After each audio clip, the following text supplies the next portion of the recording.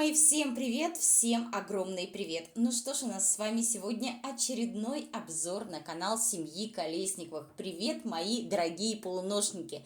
Что вам хочу сказать? Хочу вас поблагодарить за вашу активность на моем канале и сказать, что даже тогда, когда у меня нет возможности отвечать на комментарии, я всегда с вами, всегда на следующий день, в любом случае, я читаю ваши комментарии и отвечаю на них. Но так бывает иногда, что вот нет возможности ответить сразу.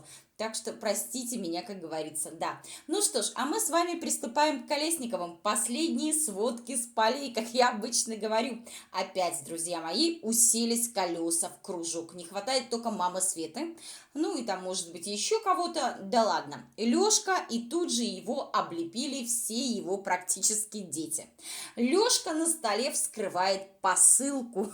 Да, посылка грязная, вот эта коробка поставили прямо на кухонный стол. Уверена, после того, как уберут эту посылочку, никто даже не додумается протереть стол. Ну так, на всякий случай, да.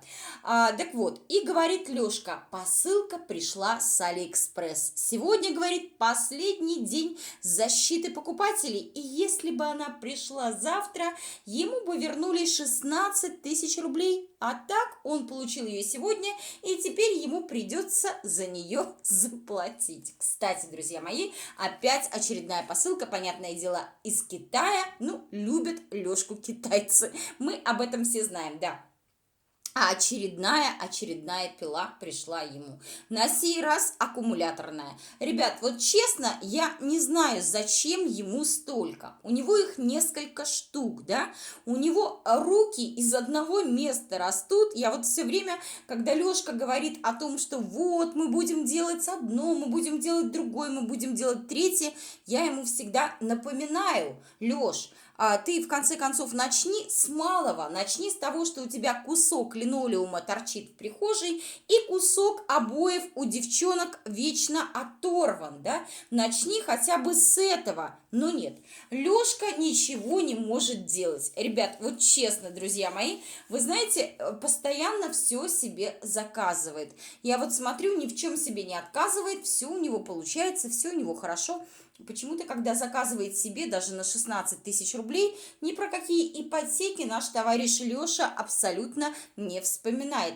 И вот я всегда тоже говорю о том, что шопоголик он, самый настоящий шопоголик. И что шопоголизм – это болезнь, и ее можно лечить. Но Леша опять же меня не слушает, а продолжает заказывать всякую белиберду. Да, Леш, хотел пилить, а вот проверка пришла и припугнула нашего мальца, сказав, что ничего пилить нельзя. Все уже им было спилено, все, что можно, и все, что нельзя. А ему так хотелось, так ручки у него чесались, да? Зачем? Зачем платить там за что-то, за какие-то дровишки, еще за что-то, да? За уголь и так далее, когда вот, пожалуйста, весь лес перед тобой, он бы его, знаете, выпилил бы по полной программе за всю зиму. Я думаю, от леса бы там, от лесополосы ничего бы не осталось, да?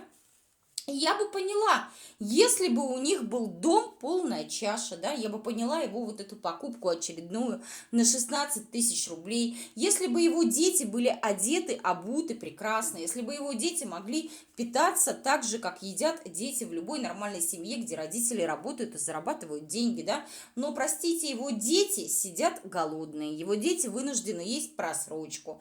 Для них хлеб и молоко и мясо на столе – это просто предел мечтаний. Знаете, когда мне защитнички пишут Лешкины по поводу того, что мясо есть вредно. Но если вам 60, 70 или 80 лет, может быть, вам уже и вредно с вашими показателями, да? Опять же, у всех здоровье разное, а детям мясо просто необходимо. Белок детям необходим в виде мяса, в виде рыбы, в виде чего бы то ни было. А эти дети абсолютно ничего не видят. Так что не надо сравнивать, как говорится, одно место с пальцем. То я тоже могу ответить очень и очень некрасиво.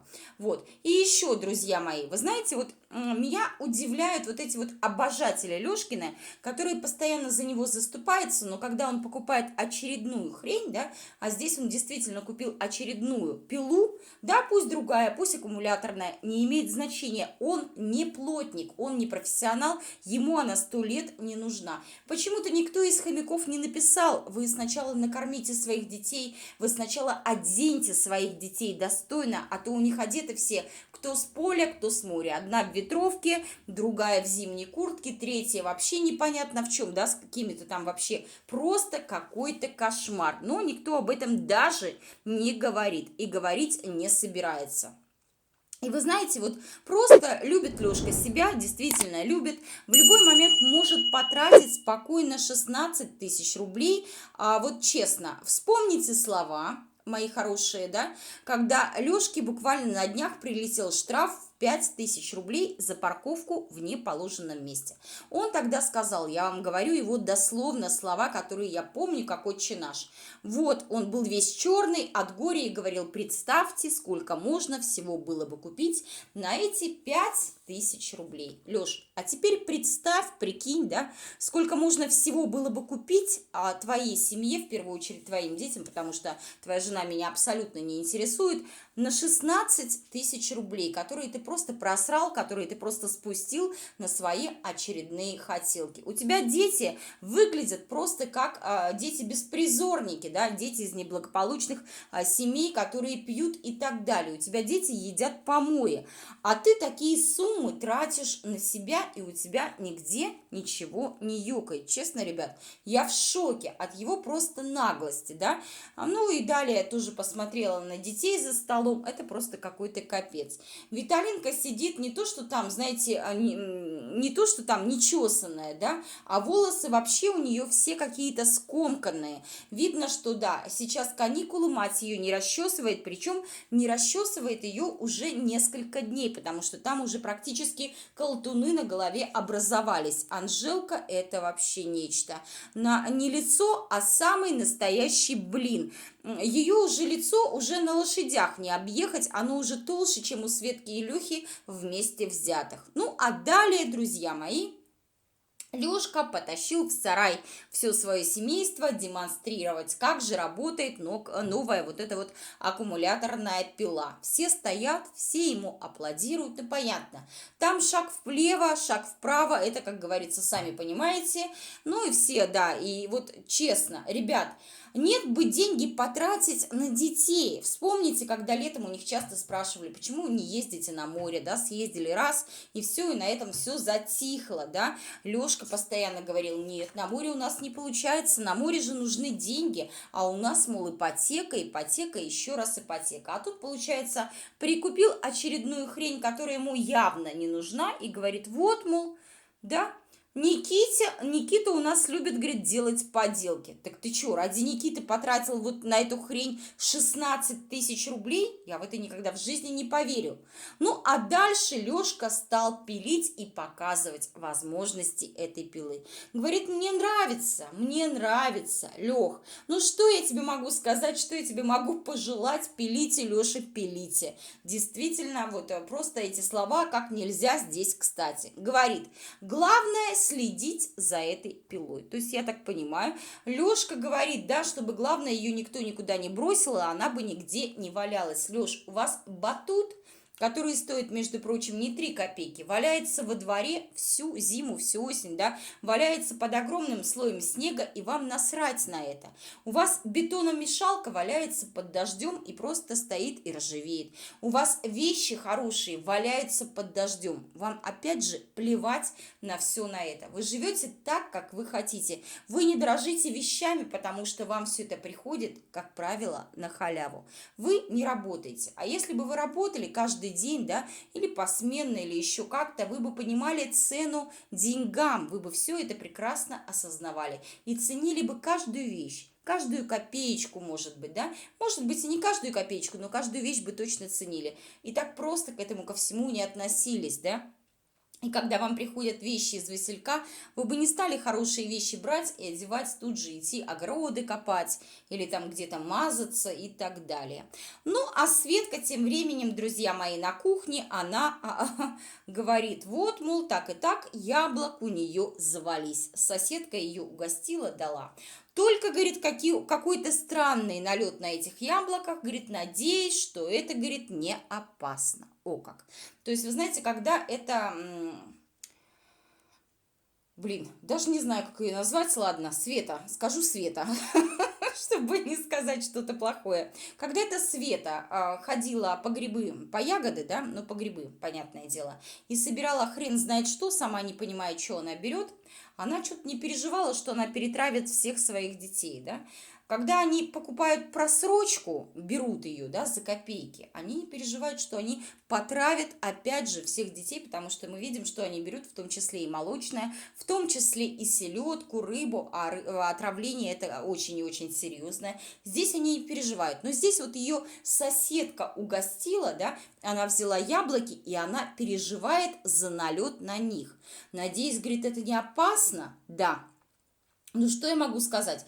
Светка еще сказала, что вначале она собирается сварить компот, а уж потом из него сделать кисель. Если честно, я не поняла, что это за странные манипуляции, странные такие телодвижения, да. Ты либо варишь компот, ты либо варишь кисель. Это вообще абсолютно две разные вещи. И потом, если ты знаешь, что твой компот нафиг никому не нужен, то зачем ты его варишь? Вари тогда в таком случае сразу кисель. Если ты знаешь, никто это не будет есть, тогда готовь там что-нибудь, да, пусть яблоки едят, пусть шарлотку едят, ну и так далее. Запекай там яблоки в духовке, делай, что хочешь, да. Опять же, вот Светка неблагодарная. Взяла у соседки яблоки, да, и говорит, какие-то они не такие. Ну, какого черта ты их в таком случае взяла, да? Вы же показывали, что у вас лично, вы собирали вот неделю назад яблоки, вы показывали, что у вас своих яблок полным-полно. Чего ж вы такие жадные, гребете все под себя, как всегда, а потом еще и обсираете тех людей, которые вас чем-то бесплатно угощают. Вы же никого ничем бесплатно не угощаете, вы же носите вот эти вот остатки, да, вот всякие там арбузные корки и так далее, то, что у вас было до этого, да, как вы говорили, вы носили, и то вы об этом говорили постоянно, мол, да-да-да, а мы вот носим, да, носим, за то, что вам дают хорошие нормальные продукты. Здесь вас люди угощают. Вам не надо, не берите. Ты сомневаешься в том, что это хорошее, не бери, откажись. Нет, ты гребешь под себя, ты берешь под себя и потом унижаешь и оскорбляешь людей на весь YouTube. Ну, никакой благодарности, никакой. И вы знаете, я вот вспомнила сразу, как Лешка 2 дня вообще подряд сдавал своих соседей, стучал на них. И знаете, мне вот просто интересно, да, а соседи-то, кстати, еще не знают, что Лешка их сдает просто как стеклотару, да, и вот мне интересно, когда соседи об этом узнают, будут ли они опять угощать Колесниковых чем бы то ни было. В общем, да, вот такой вопрос. Друзья мои, пишите, что думаете по этому поводу, оставляйте свои комментарии. Ну что ж, всех целую, обнимаю, всем желаю прекрасного дня, хорошего вечера, берегите себя, своих родных и близких, здоровья, здоровья, еще раз здоровья. Ну и, конечно же, всем тем, кто подписывается на мой канал, всем, кто ставит лайки, всем, кто пишет хорошие, адекватные комментарии, всем огромное спасибо. Всех целую, всем пока.